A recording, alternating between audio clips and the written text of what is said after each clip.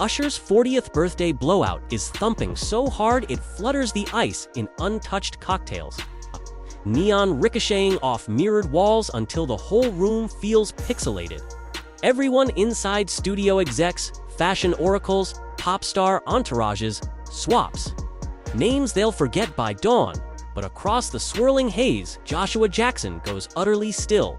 He's just spotted a woman in an oversized "sorry to bother you" tee laughing at something the DJ shouted. And that shirt might as well be a lighthouse. His pulse misfires. His brain reaches for trivia and pulls out exactly one thing: the character Detroit. So he cups his hands and yells "Detroit" across the baseline. It's the cheesiest pickup since anyone said "What's your sign?" Yet the universe grins, because Jodie Turner-Smith's smile detonates like flash powder. Joshua, half mortified and fully bewitched, bulldozes through clusters of half-famous people until he's standing in front of her, apologizing for the volume and introducing himself even though she already knows who he is. Flirtation erupts. They dance like they're the only scene in the movie, twirling until the strobe lights blur the faces around them. A kiss start from champagne, sweet from adrenaline sparks somewhere near last call, and the rest of the night is a montage. Rideshare jokes, 24-hour taco stand tacos, Jodie stealing Joshua's jacket against the dawn chill, okay? They promise it's a one-night lark, yet the sun creeps up and they're still talking, okay? Still laughing, still unwilling to call it. Joshua's heart, dented from past love, keeps warning him to slow down, but chemistry bulldozes caution. Jodie, a chaotic cocktail of fierce independence and hidden vulnerability, keeps insisting she doesn't even like relationships. Still, by day 3, they have inside jokes. By week 1, they're binge-watching heist movies on his couch. And by month 2, they're finishing each other's nachos at a roadside diner outside Joshua Tree. They sneak through Los Angeles like middle school kids who stole their parents' car. Private aliases in restaurant systems, decoy rideshare accounts, and baseball caps yanked so low they look like undercover rock stars. Somehow, they keep the secret for an entire year. No paparazzi photos, no gossip blog blind items, just whispered rendezvous and late-night drives up Mulholland to watch the city burn with lights. They meet each other's dogs before they meet each other's friends. They camp in Big Sur. Rain drum rolls on the canvas while Joshua reads poetry and Jodie sketches the misty redwoods.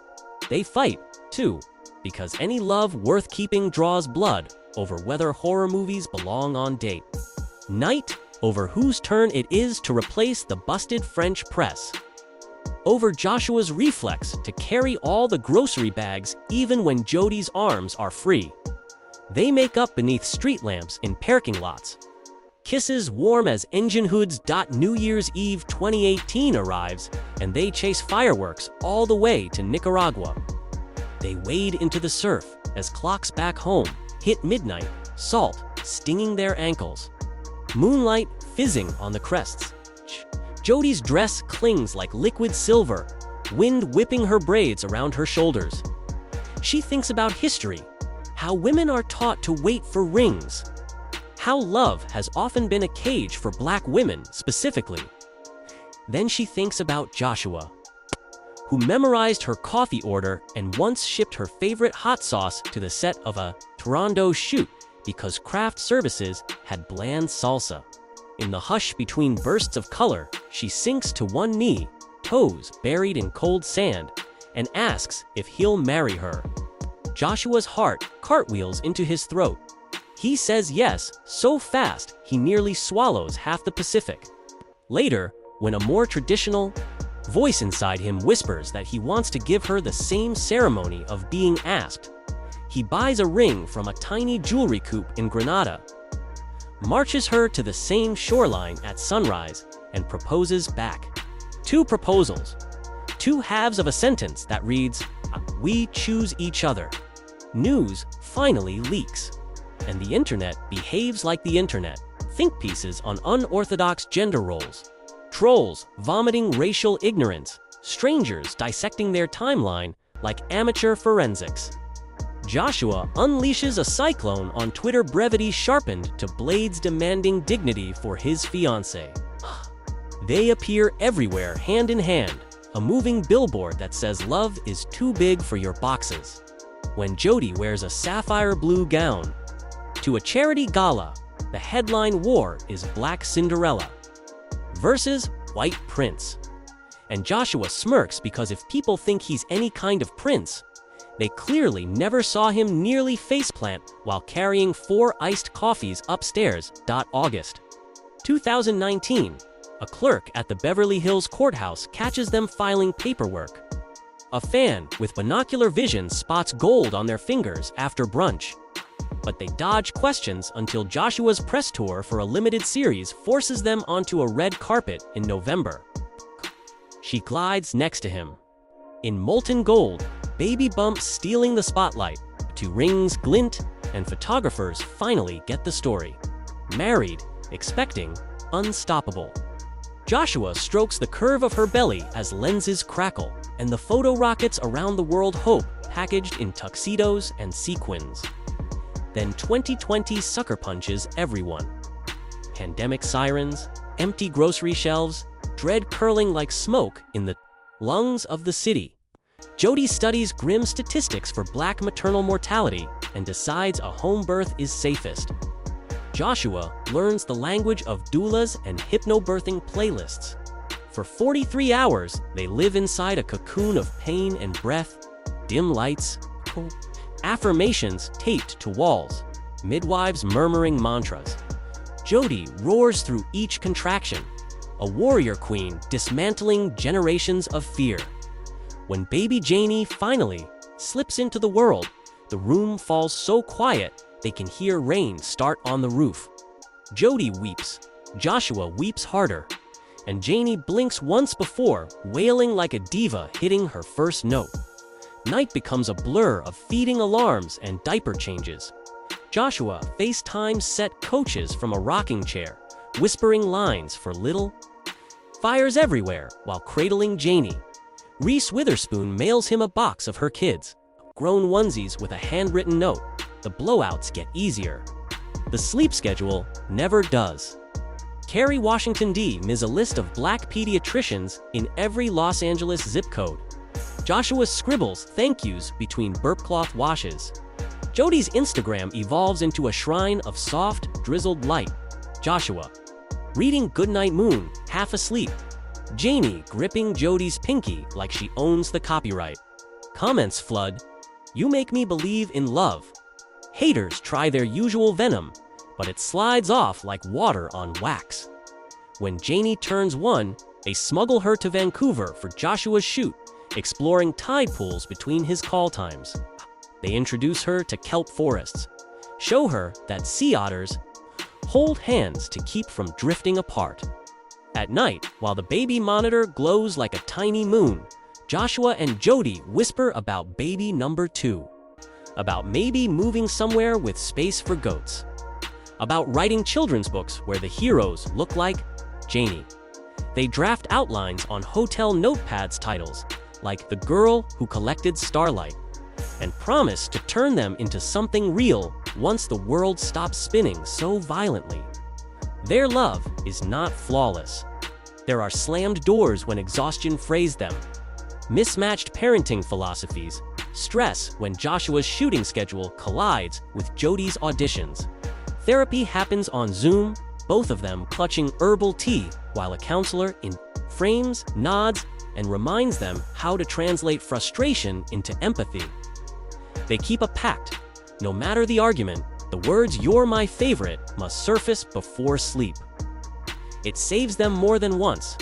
By 2021, the world wipes its eyes and attempts glamour again. So they prep for the Met Gala. Janie toddles into the sweet mid-glam lipstick in one hand, shoehorn in the other, announcing, "I come too." Joshua scoops her up, spins until squeals ricochet off crystal chandeliers, promising she conquer carpets someday. Jodie, halfway through eyeliner, snaps a mirror pic, freezes a moment of chaos and delight, captions it simply, Queen and her court. The photo clocks 1 million likes in 4 hours. Their day-to-day life is delightfully ordinary. Trader Joe's runs where Joshua air guitars in frozen foods.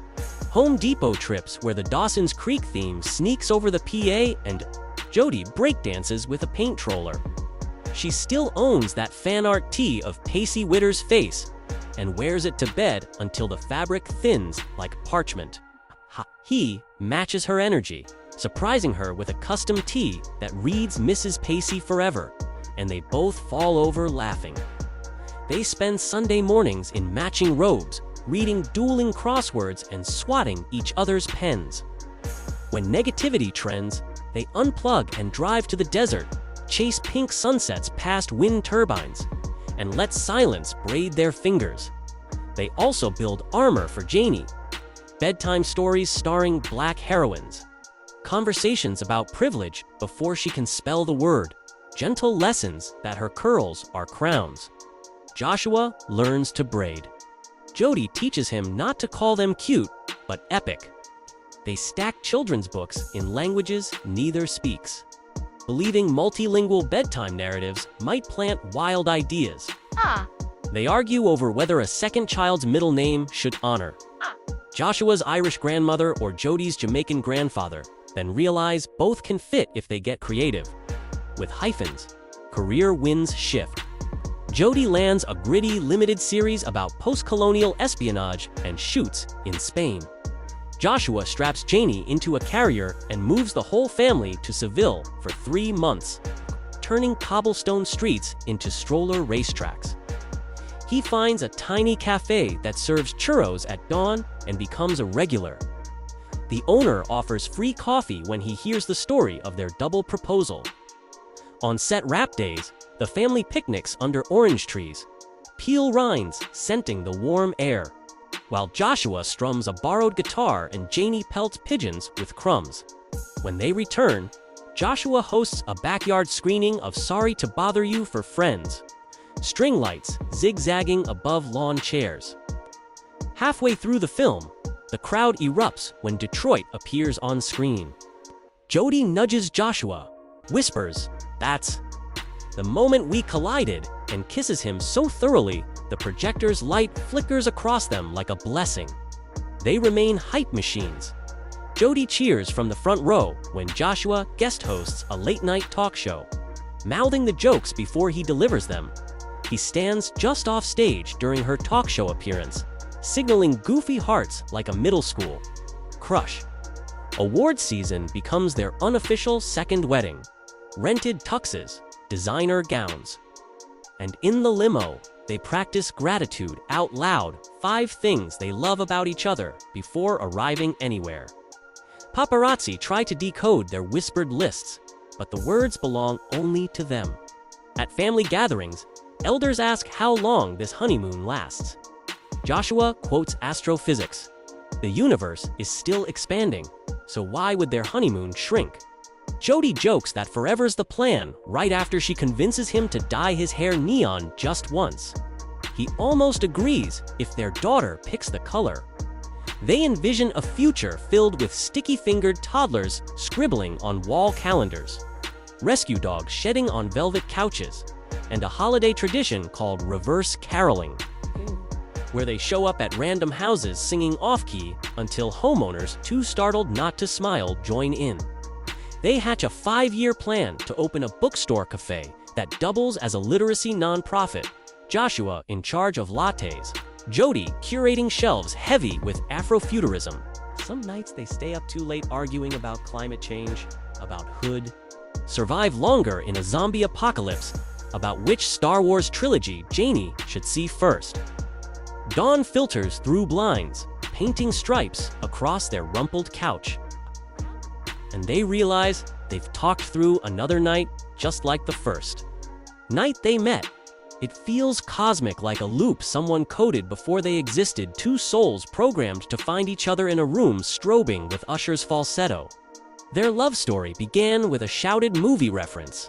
It absorbed the sneaky phase, The racial backlash, the pandemic panic, the 40-hour birth marathon, and it keeps stretching, elastic and luminous. It isn't a fairy tale, it's a mixtape of good chaos, champagne fizz, and baby formula. Red carpet adrenaline and late-night Target. Runs, apology bouquets, and thrift store t-shirts. Whispered gratitude and shouted passion. If love is luck, they've hit the jackpot and keep feeding quarters back into the slot so the lights never dim.